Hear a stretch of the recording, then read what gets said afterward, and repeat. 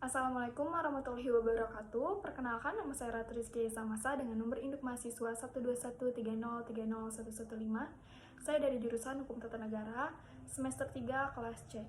Di sini saya akan memenuhi tugas ujian akhir semester dengan mata kuliah Hukum Tata Negara dan dengan dosen pengampu Bapak Fahrul Lutfi Rizal SSY MH. Sesuai dengan tugas yang diberikan, di sini saya akan memilih salah satu materi dari 7 pertemuan, yaitu materi ketiga ataupun materi pertemuan ketiga, yaitu mengenai asas-asas hukum tata negara. Dan selanjutnya saya akan menjelaskan materi makalah saya sendiri. Sebelumnya kita jelaskan terlebih dahulu materi pertemuan ketiga, yaitu mengenai asas-asas hukum tata negara. Apa sih asas itu? Asas itu bisa dikatakan dengan prinsip, karakter, dan juga ciri khas. Nah, apa sih asas-asas hukum tata negara itu? Asas-asas hukum tata negara itu bisa dibagi menjadi 3, yaitu yang pertama, yaitu asas negara kesatuan, asas negara hukum, dan juga demokrasi. Sebelum kita membahas asas hukum tata negara, kita ketahui dulu mengenai bentuk-bentuk negara hukum. Bentuk-bentuk negara hukum itu dibagi menjadi 3, yaitu individualisme, monopoli, dan juga negara. Mari kita membahas mengenai individualisme. Apa sih individualisme itu? Individualisme itu masyarakat cenderung diberi kebebasan dan kemerdekaan beraktivitas di kehidupan bernegaranya.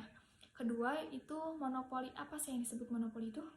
Monopoli itu malah berbalik dengan individualisme. Mengapa demikian? Karena monopoli itu peran negara lebih dominan sampai dia mengatur ke hal-hal yang lebih detail mengenai kehidupan, malah dianggap memonopoli kehidupan berbangsa dan bernegara.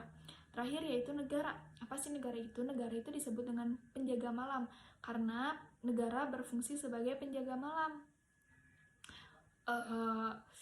Jadi ia ada atau hadir ketika suatu keadaan membutuhkan kehadiran negara tersebut. Negara di sini tidak bersifat dominan dan juga tidak bersifat membebaskan. Secara material, bentuk negara itu dibagi menjadi 3, yaitu kolektif, dominasi negara, dan juga welfare state.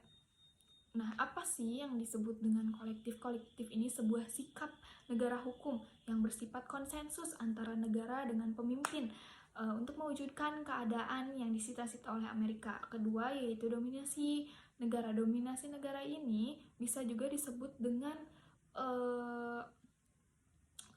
dipaksanya masyarakat negara untuk mencapai tujuan yang telah diterapkan dan telah dicita-citakan oleh negara tersebut, atau bisa disebut juga dengan memonopoli masyarakat di negara itu. Nah, terakhir welfare state. Welfare state itu cita-cita ideal negara penuh kesejahteraan. Jadi dia itu menggabungkan antara kolektif dan dominasi negara agar terjadi keseimbangan. Selanjutnya kita membahas kembali mengenai asas negara kesatuan. Nah, seperti yang kita ketahui, bentuk negara itu dibagi menjadi 2, yaitu bentuk negara kesatuan dan bentuk negara serikat. Bentuk negara kesatuan ini lebih cenderung sentralistik. Di negara kesatuan ada beberapa asas. Pertama, desentralisasi, kedua, dekonsentrasi, ketiga, tugas pembantuan. Nah, selanjutnya kita akan membahas apa sih itu desentralisasi itu. Desentralisasi itu pelimpahan sebagian kewenangan negara kesatuan atau negara pusat terhadap pemerintahan di daerah yang disebut dengan otonomi daerah. Kedua yaitu dekonsentrasi, yaitu penyelenggaraan pengurus pusat yang dilimpahkan ke daerah.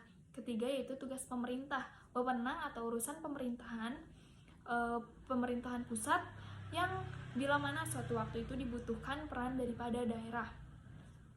Selanjutnya kita membahas mengenai asas negara hukum. Sebuah negara dikatakan negara hukum bila mana memenuhi asas-asas ke-6 ini. Yang pertama, jaminan HAM. Kedua, badan kehakiman bebas atau mandiri. Ketiga, pemilihan bebas. Keempat, kebebasan berpendapat. Kelima, kebebasan berserikat. Dan yang keenam yaitu pendidikan kewarganegaraan. Selanjutnya kita membahas mengenai asas demokrasi. Demokrasi ini dikenal dari, oleh, dan untuk rakyat. Nah, ada beberapa indikator menurut Avan Gofar. Yang pertama, yaitu penyelenggaraan kekuasaan berasal dari rakyat. Kedua, penyelenggaraan kekuasaan secara bertanggung jawab. Ketiga, adanya partisipasi langsung atau tidak langsung. Keempat, rotasi kekuasaan. Kelima, pemilu. Dan keenam, kebebasan dijadikan hak-hak dasar manusia. Alhamdulillah, saya telah menyelesaikan penjelasan saya mengenai materi pertemuan ketiga, dan selanjutnya saya akan menjelaskan mengenai materi makalah saya tersendiri, yaitu mengenai hak asasi manusia dan perkembangan hak asasi manusia di Indonesia. Apa sih hak asasi manusia itu? Hak asasi manusia menurut Sutanyo Wingjo-Suborto, yaitu hak asasi manusia adalah hak mendasar fundamental yang diakui secara universal sebagai hak yang melekat pada manusia karena hakikat dan kodratnya sebagai manusia.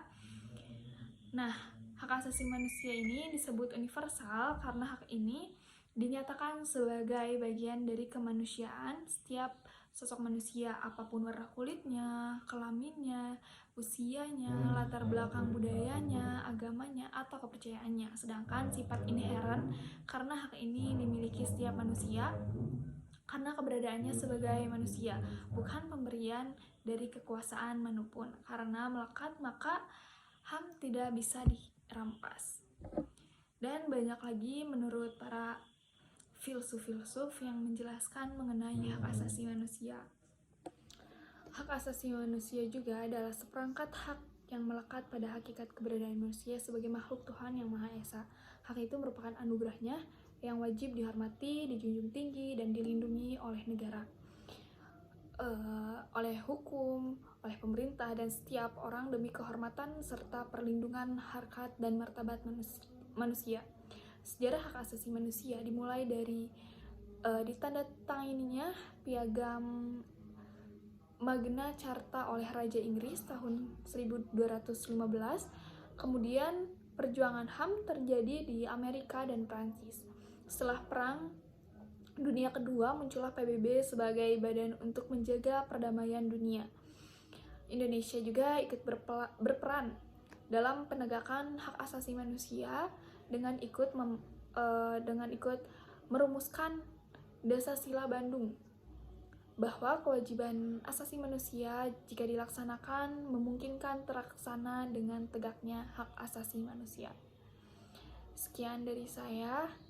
Mohon maaf jika ada salah kata dan salah perbuatan. Wabillahi taufiq wal hidayah. Wassalamualaikum warahmatullahi wabarakatuh.